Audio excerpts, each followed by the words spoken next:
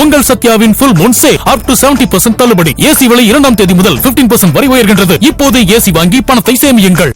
எடப்பாடி பழனிசாமி அவரது 5 வருட ஆட்சியை காப்பாற்றுவதற்காக மத்திய அரசு தமிழகத்திற்கு எதிராக கொண்டு வந்த அனைத்து திட்டத்திலும் கையெழுத்து போட்டார் என தூத்துக்குடி சட்டமன்ற தொகுதி திமுக வேட்பாளர் கீதா ஜீவன் குற்றம் சாட்டியுள்ளார்.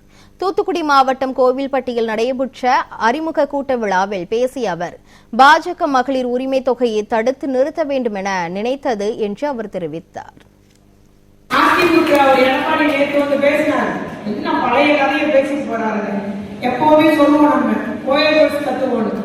பொய்ய உரக்க அடிச்சு பேசும்போது உண்மை மாதிரி தெரிய வைக்கிறது தான் எடப்பாடி. அதே தத்துவத்தை தான் பின்பற்றுறாரு. அவருடைய ஆட்சி காலத்தை நம்ம எல்லாம் மறந்து போன்னு நினைக்கிறாங்க. அவருடைய ஆட்சி காலத்துல தான் சாத்தாமரத்துல ஜெயராஜ் பெனிக்ஷன் அடித்தே கொல்லப்பட்டாங்க காவல்துறையினால.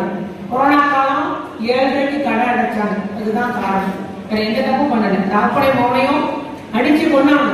அது ஒரு உதாரணம். அதே போல பொல்லாத சம்பவம் பார்க்கலாம். வியாபாரிகளுக்கு அவ்வளவு இடங்கள் எதுக்கு கடை கடைன்ற இடங்கள். கொரோனா காலம் நம்ம என்ன சொன்னாங்க? வேலைக்கு போகாத, கடை திறக்காத, உழைக்காத, வீட்டிலே எடப்பாடி பேசுறீங்கன்னா இவ்வளவு பேசுறாரு. எல்லாரும் பணம்